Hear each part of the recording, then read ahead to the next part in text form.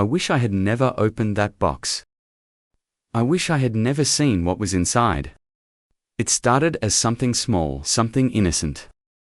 I needed a little extra cash. Nothing urgent. Just a few $100s I had tucked away months ago. My wife Emily always said I was terrible at keeping track of things, so I figured she might have moved it somewhere safer. Her closet was usually a mess of purses, scarves, and half-packed suitcases from trips we never took. I rummaged carefully, pulling out shoeboxes, feeling inside handbags. Then, in the back corner, almost hidden under a pile of sweaters, I saw a small black box. I hesitated. It wasn't the envelope I was looking for, but something about the way it was tucked away, deliberately concealed, made my stomach clench. Maybe she had just put my money in there. Maybe it was nothing at all. But I couldn't shake the feeling. I pulled it out, brushing off a thin layer of dust. The lid wasn't locked. My hands felt weirdly unsteady as I lifted it open, and then my world cracked open. Inside the box were photographs, dozens of them. At first, they didn't make sense. Blurred images, close-ups of hands, lips, tangled sheets. Then, a face. His face? A man I didn't know. Kissing my wife. Holding her. Lying in our bed. My breath caught in my throat, my pulse a violent hammer against my ribs. I flipped through the pictures, each one a deeper cut. There were messages to printed screenshots of texts, love notes, secrets I had never been a part of. I felt like I was watching my own life collapse from outside my body. How long had this been happening? I sat there, the box on my lap, my fingers shaking as I picked up a torn movie ticket stub last month. A hotel keycard last week. A receipt for a dinner I didn't remember having. Last night? The sound of the front door jolted me back to the present. Emily was home. I had two choices. Put everything back, pretend I never found it, and let this rot inside me, or confront her. I chose the latter. She found me sitting on the edge of the bed, the open box beside me. For a second, she looked at it, then at my face. The color drained from her cheeks. "Where did you spare cash?" I cut her off.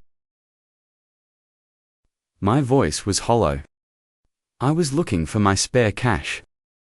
Silence. Her lips parted, but no sound came out.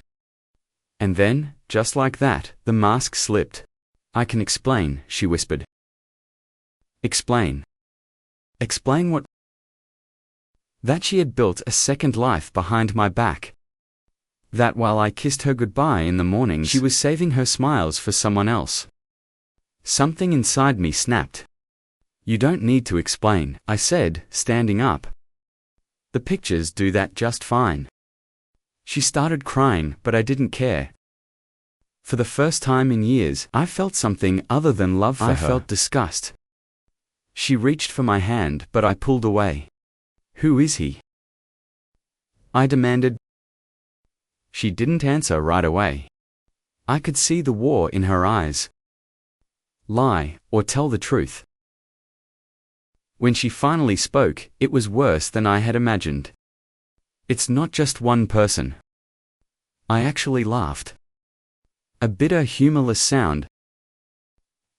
"Not just one," I repeated, shaking my head.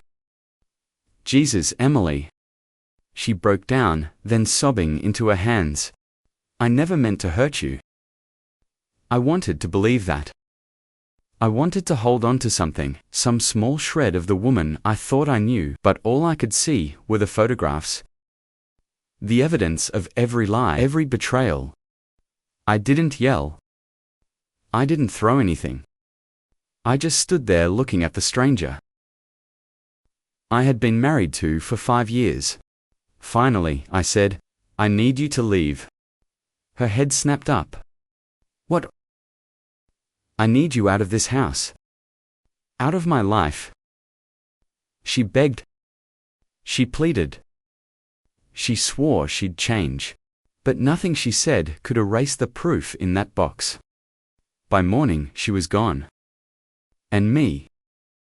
I sat in the quiet of my home, staring at the empty space where her clothes used to be, where she used to be.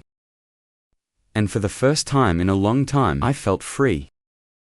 Some betrayals cut so deep they don't leave scars. They leave voids.